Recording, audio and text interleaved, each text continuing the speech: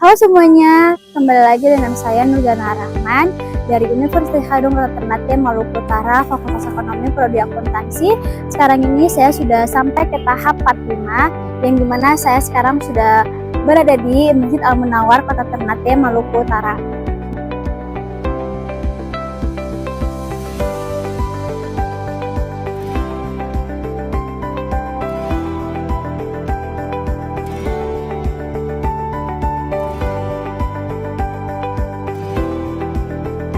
Nah, maka dari itu saya akan membawakan materi terkait tentang transformasi peran Bank Indonesia setelah kehadiran Otoritas Jasa Keuangan. Jadi, saya akan mengajak teman-teman untuk kita simak bersama-sama di video kali ini. Transformasi peran Bank Indonesia setelah kehadiran Otoritas Jasa Keuangan. Latar belakang kenapa sehingga transformasi peran Bank Indonesia setelah kehadiran Otoritas Jasa Keuangan. Transformasi Bank Indonesia dilakukan mengacu pada arah strategis yang ditetapkan sebagai pedoman dalam mencapai tujuan Bank Indonesia jangka menengah sampai panjang. Transformasi kebijakan Bank Indonesia dilakukan melalui penguatan kebijakan dalam rangka menjalankan mandat undang-undang untuk menjaga stabilitas nilai rupiah atau inflasi dan nilai tukar, turut menjaga stabilitas sistem keuangan, serta mendorong pertumbuhan ekonomi berkelanjutan, serta penguatan di masing-masing area kebijakan moneter, makroprudensial, sistem pembayaran, dan pendukung kebijakan.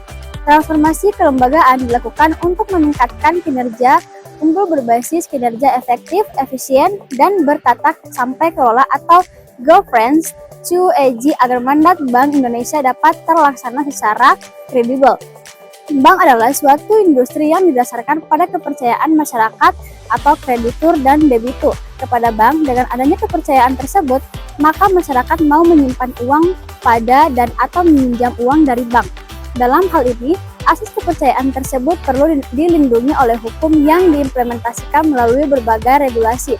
Regulasi tersebut dibuat untuk mengatur industri perbankan dan hubungan bank dengan nasabah sehingga kepentingan masing-masing pihak dapat dilindungi. Regulasi perbankan juga mempengaruhi kebijakan sektor ekonomi. Kedudukan Bank Indonesia atau BI mempunyai peran yang paling utama dan penting. Setiap negara mempunyai bank sentral dan hampir di setiap provinsi mempunyai cabang atau bank sentral. Fungsi utama bank sentral adalah mengatur masalah-masalah berhubungan dengan keuangan di suatu negara. Di Indonesia, tugas bank sentral dipegang oleh Bank Indonesia atau BI.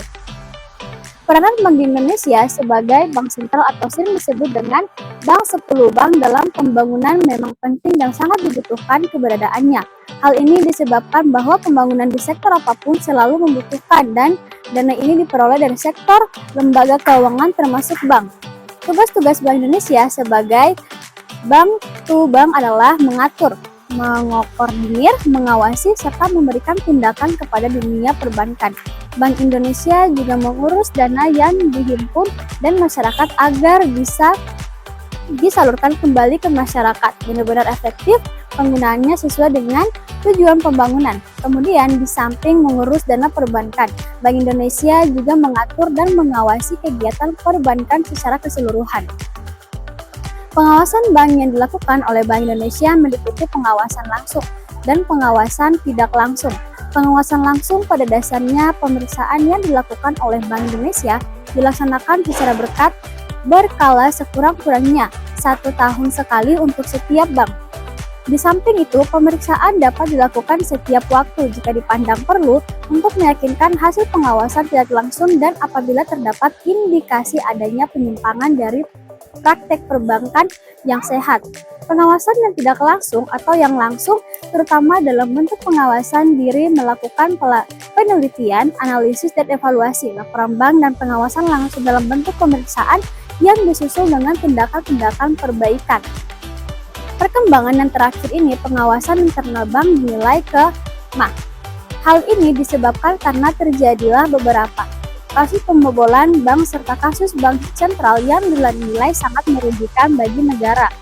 Selain beberapa kasus pembobolan bank yang membuktikan pengawasan bank masih lemah, juga kejadian krisis yang keempat melanda Indonesia juga merupakan bukti bahwa kestabilan keuangan belum bisa terjaga dengan baik. Dampak krisis keuangan yang terjadi dirasakan seluruh lapisan masyarakat Indonesia, seperti kursi nilai tukar yang tidak stabil, jumlah pengguguran yang semakin meningkat, serta tingkat kepercayaan masyarakat terhadap perbankan yang semakin lemah. Untuk mencegah terjadinya krisis keuangan kembali, maka diperlukan suatu pembentukan kerangka kerja antar lembaga pengawasan yang stabil keuangan. Oleh karena itu, timbul wacana untuk memisahkan fungsi pengawasan perbankan dari bank sentral, yaitu dibuatnya otoritas jasa keuangan. Peran BI sebelum lahirnya OJK.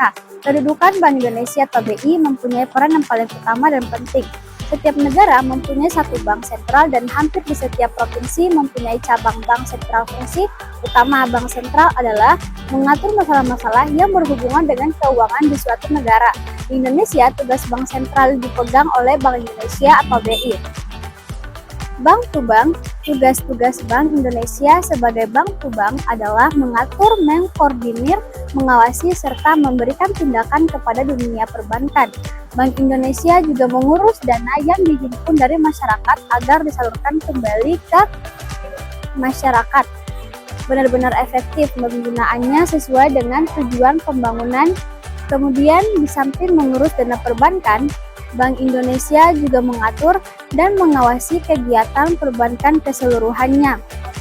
Secara peranan lain, Bank Indonesia adalah dalam hal menyalurkan uang, terutama uang kertas atau kertas dan logam, di mana Bank Indonesia mempunyai hak tunggal untuk menyalurkan uang kertas.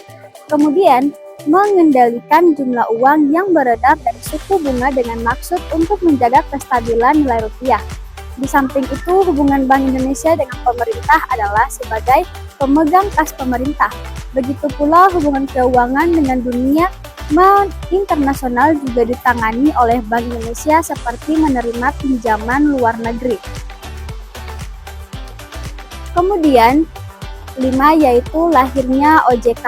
Dalam penjelasan atas Undang-Undang Nomor 21 Tahun 2011 tentang Otoritas Jasa Keuangan, disebutkan bahwa banyaknya permasalahan lintas sektoral di sektor jasa keuangan yang meliputi tindakan moral hazard, belum optimalnya perlindungan konsumen jasa keuangan, dan terganggunya stabilitas sistem keuangan semakin mendorong diperlukannya pembentukan lembaga pengawasan di sektor jasa keuangan yang terintegrasi.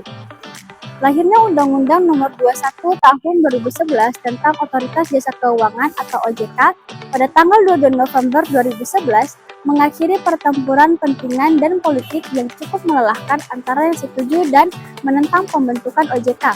Keberadaan undang-undang ini sudah cukup lama menempel dalam rahim Undang-Undang Bank Indonesia. Dalam pasal 34 Undang-Undang Nomor 23 Tahun 1999 tentang Bank Indonesia disebutkan bahwa tugas Bank Indonesia atau BI sebagai pengawas yang kemudian tugas mengawasi bank akan dilakukan LPJK, Lembaga Pengawas Jasa Keuangan, yang independen dan dibentuk undang-undang setelah lama itu ditunggu 2 tahun tertunda.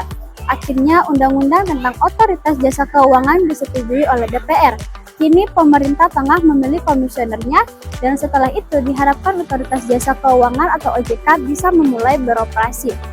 Menurut ayat 2 pasal 34 Undang-Undang BI tahun 2004, OJK seharusnya berdiri selambat-lambatnya 31 Desember 2010. Penyatuan semua lembaga yang mengatur dan mengawas lembaga keuangan atau BI dan Bapepam sampai LK diharapkan dapat memberikan perlakuan yang sama bagi semua jenis industri keuangan dan semua bentuk hukum kepemilikannya atau negara, koperasi, serta swasta nasional dan asing. Penyatuan itu sekaligus diharapkan dapat meningkat efisiensi dan mengatasi keterbatasan tenaga profesional serta memudahkan koordinasi. Berikut tantangan yang dihadapi Bank Indonesia atau BI dalam transformasi perannya setelah hadirnya Otoritas Jasa Keuangan atau OJK. Nah, tantangan utama yang pertama yaitu koordinasi yang kompleks. Pembagian kewenangan yang jelas antara BI dan OJK memang penting. Namun, dalam praktik seringkali terjadi tampang tindih atau ketidakjelasan dalam beberapa area, terutama terkait dengan kebijakan makroprudensial. Nah, yang kemudian sinkronisasi kebijakan menjaga agar kebijakan moneter dan makroprudensial berjalan seiring dan tidak bersaling bertentangan merupakan tantangan besar. Kemudian komunikasi internal, memastikan komunikasi yang efektif antara kedua lembaga, sangat krusial untuk menghindari miskomunikasi dan konsistensi dalam kebijakan. Yang kedua, adaptasi terhadap perubahan cepat. Inovasi keuangan, sektor keuangan terus mengalami inovasi yang cepat, terutama dengan munculnya teknologi finansial atau fintech. BI harus mampu beradaptasi dengan cepat dan mengeluarkan regulasi yang relevan untuk menjaga stabilitas sistem keuangan. Kemudian risiko sistematik. Munculnya risiko-risiko sistematik baru yang kompleks akibat inovasi keuangan membutuhkan pendekatan pengawasan yang lebih canggih dan kolaboratif. Yang ketiga, peningkatan kapasitas sumber daya manusia, yaitu keterampilan baru, di mana baik BI maupun OJK membutuhkan sumber daya manusia yang memiliki keterampilan yang sesuai dengan perkembangan sektor keuangan, seperti analisis, teknologi informasi, dan pemahaman terhadap risiko-risiko baru. Kemudian pengembangan kompetensi. Investasi dalam pelatihan dan pengembangan kompetensi karyawan menjadi sangat penting untuk menghadapi tantangan yang semakin kompleks.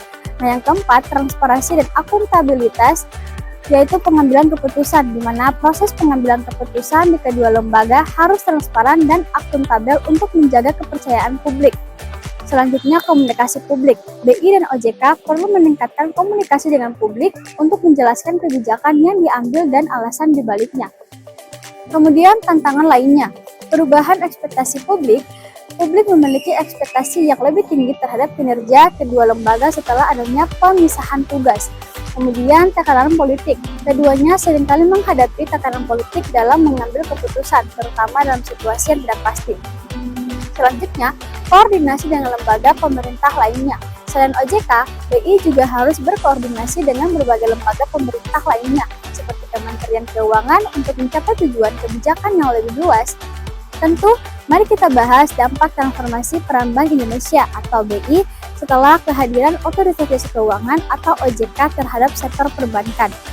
Sebelum kita membahas lebih lanjut, penting untuk mengingat bahwa fokus BI berubah. Sebelumnya, BI memiliki peran ganda seperti otoritas, moneter, dan pengawas perbankan. Setelah OJK berdiri, BI lebih fokus pada kebijakan moneter dan menjaga stabilitas sistem pembayaran. OJK mengambil alih pengawasan. OJK bertanggung jawab untuk mengawasi seluruh sektor jasa keuangan, termasuk perbankan. Kemudian masuk pada dampak terhadap sektor perbankan. Transformasi ini membawa sejumlah dampak signifikan terhadap sektor perbankan, antara lain yang pertama, peningkatan pengawasan, yaitu komprehensif atau OJK memiliki kewenangan yang lebih luas untuk melakukan pengawasan terhadap seluruh aspek kegiatan perbankan. Yang kedua, spesialisasi. Dengan fokus yang lebih spesifik, OJK diharapkan dapat melakukan pengawasan yang lebih mendalam dan efektif. Selanjutnya, standar internasional. OJK mengadopsi atau standar internasional dalam pengawasan perbankan sehingga meningkatkan kualitas dan kredibilitas sektor perbankan Indonesia. Yang kedua, peningkatan stabilitas sistem keuangan, yang dimana koordinasi kebijakan merupakan koordinasi antara BI dan OJK dalam merumuskan kebijakan moneter dan makroprudensial diharapkan dapat menjaga stabilitas sistem keuangan secara keseluruhan. Selanjutnya, mengenai identifikasi risiko, yaitu identifikasi risiko lebih dini merupakan pengawasan yang lebih komprehensif, memungkinkan identifikasi risiko sistematik lebih dini sehingga tindakan preventif dapat dilakukan. Yang ketiga, peningkatan persaingan, yaitu lisensi atau proses perizinan dan pengawasan yang lebih transparan dan efisien diharapkan dapat mendorong persaingan sehat di antara bank. Selanjutnya, inovasi dengan adanya persaingan yang lebih ketat. Bank-bank didorong untuk terus berinovasi dalam produk dan layanannya. Yang keempat, peningkatan kepercayaan publik, di mana transparansi merupakan pengawasan yang lebih ketat dan transparan meningkatkan kepercayaan publik terhadap sektor perbankan. Kemudian, perlindungan konsumen. Adanya OJK diharapkan dapat meningkatkan perlindungan konsumen terhadap praktik-praktik perbankan yang tidak sehat. Yang kelima, tantangan adaptasi, yaitu perubahan regulasi. Bank-bank perlu menyesuaikan diri dengan perubahan regulasi yang dikeluarkan oleh OJK. Peningkatan modal, yaitu beberapa bank mungkin perlu meningkatkan modal untuk memenuhi persyaratan kecukupan modal yang ditetapkan oleh OJK. Nah, secara keseluruhan, transformasi peran BI dan kehadiran OJK ini memberikan dampak positif bagi sektor perbankan. Sektor perbankan menjadi lebih terkendali, transparansi, dan mampu menghadapi tantangan global.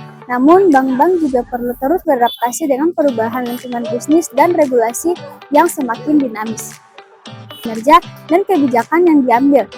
Selanjutnya, penguatan komunikasi publik melalui berbagai saluran seperti media sosial, website, dan publikasi untuk menyampaikan informasi yang jelas dan mudah dipahami. Nah, pada kesimpulan kali ini, yaitu merupakan transformasi peran BI setelah hadirnya OJK merupakan langkah yang tepat dalam rangka meningkatkan stabilitas dan kesehatan sistem keuangan di Indonesia. Namun, tantangan yang dihadapi tidaklah mudah. Dengan komitmen yang kuat dari kedua lembaga dan dukungan dari berbagai pihak, tantangan-tantangan tersebut dapat diatasi. Baik teman-teman, jadi itulah materi yang saya sampaikan. Terima kasih karena telah menyimak dari awal sampai akhir. Maka dari itu, saya akhiri dengan wabillahi taufiq wal hidayah. Wassalamualaikum warahmatullahi wabarakatuh. Jangan lupa like, comment, and subscribe ya.